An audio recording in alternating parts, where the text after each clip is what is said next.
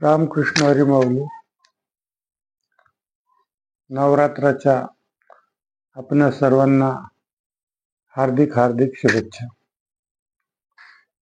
आज त्या भगवतीचा 6वा दिवस आणि 6व्या दिवसाचं रूप म्हटलं म्हणजे कात्यायनी.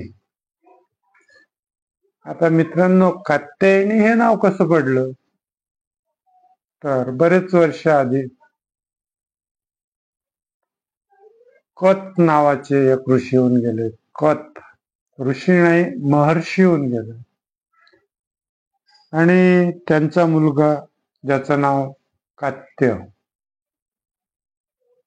आणि त्या कात्याचा मुलगा ज्याचं नाव कात्यायन,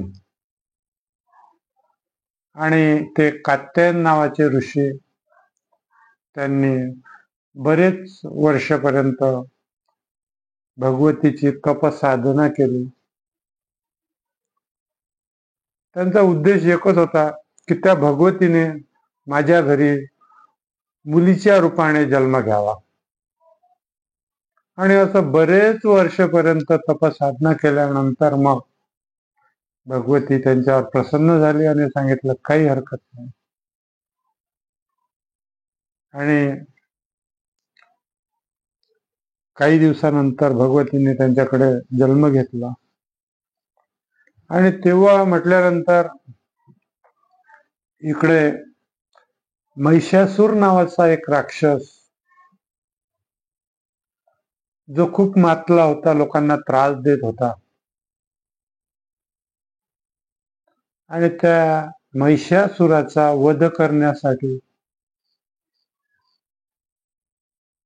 सर्व ऋषी महर्षी देवदेवतांकडे गेले.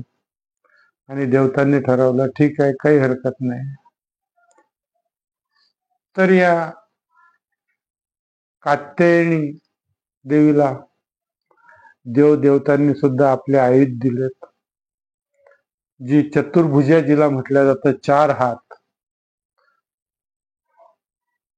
आणि त्यानंतर मग त्या कात्यायनीने त्या महिषासुराचा वध केला. आणि त्यानंतर आणखी एक सुद्धा कथा येते.